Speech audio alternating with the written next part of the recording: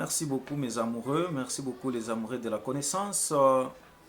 Ensemble avec Papa Jean, je reviens dans cette vidéo pour vous dire et qu'on puisse un peu s'expliquer d'une manière là très simple en ce qui concerne les problèmes de comment calculer les cycles menstruels parce que ce sont des problèmes qui reviennent et qui reviennent toujours. Vous, les autres vont se dire que c'est peut-être il fallait un tableau pour écrire, mais c'est si simple que ça. Ça ne demande pas un tableau, ça ne demande pas vraiment un tableau, mais au moins c'est quelque chose qu'on peut s'expliquer très simplement là, et puis vous allez comprendre. Il y a un souci, vous allez comprendre que nous souffrons de quelques matériels, bien sûr. Euh, Tout début a toujours été difficile. J'espère que vous me donnez raison, mais on fera toujours le mieux et le plus vite possible pour vous rendre au sérieux. N'aimez pas la qualité de la vidéo, mais au moins aimez les contenus de la vidéo. Voilà ce que je vais vous conseiller. Si vous n'êtes pas abonné, faites-vous déjà abonner pour commencer à recevoir beaucoup de conseils dans vos couples qui vous édifient, bien sûr, avec Papa Jean. Ces conseils vous édifient et puis ça vous renforce, ça rend votre couple très solide et très magique, bien sûr. Alors, merci beaucoup. On doit passer à l'essentiel. Si cette vidéo vous plaît, juste à la fin, vous pouvez liker, vous pouvez aimer et nous laisser des commentaires là-bas. C'est suite à vos commentaires que je vais revenir pour répondre à d'autres questions. S'il y a quelque chose qui est flou par rapport à ce que je vais expliquer, laissez-moi quelque chose dans les commentaires là-bas. Je reviendrai pour expliquer.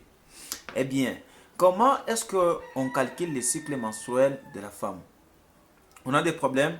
On veut limiter le nombre d'enfants.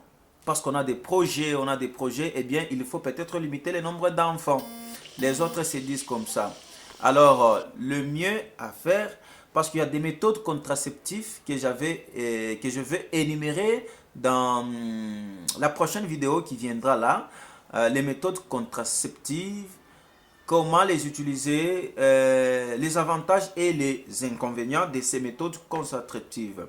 Mais au moins ici, je vais vous parler tout simplement comment calculer les cycles menstruels. Avant tout, vous devriez savoir combien dure les cycles menstruels de votre partenaire. Comment les savoir? C'est une question qui se pose.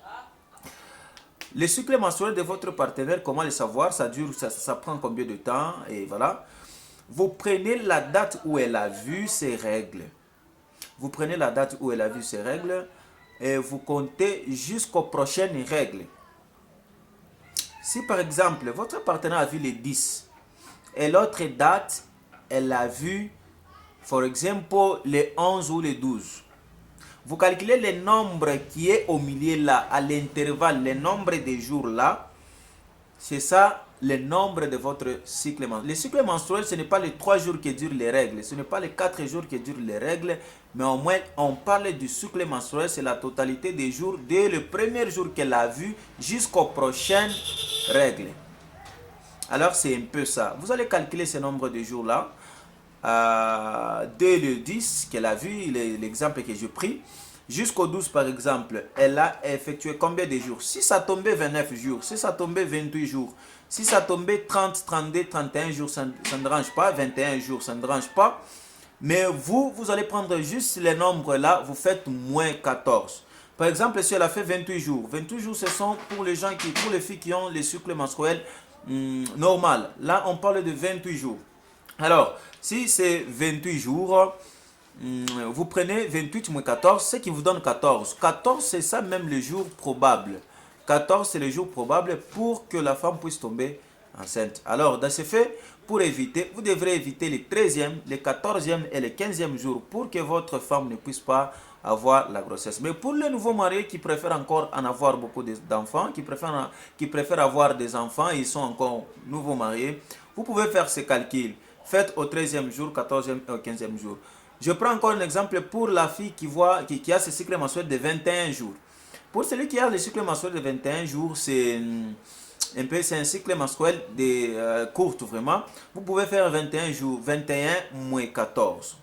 Quand on fait 21 moins 14, on a 7.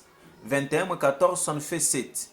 Et c'est le 7e jour qui est le jour probable pour celui qui a le nombre de cycles menstruels 21 jours.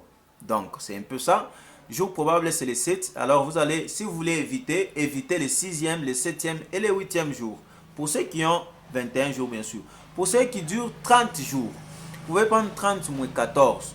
Vous avez 16. Donc, le 16e jour, c'est ça. Je ne dis pas les 16, mais au moins je dis les 16e jour. C'est ça, les jours probables. Alors, évitez les 15, les 16 et le 17e jour. Merci beaucoup, j'espère que vous avez aimé cette vidéo. N'hésitez pas à laisser votre pouce. S'il y a quelque chose qui reste flou, vous pouvez me laisser dans les commentaires et puis je reviendrai pour expliquer par la suite. Merci beaucoup, merci. Je vous aime trop, c'est votre Papa Jean.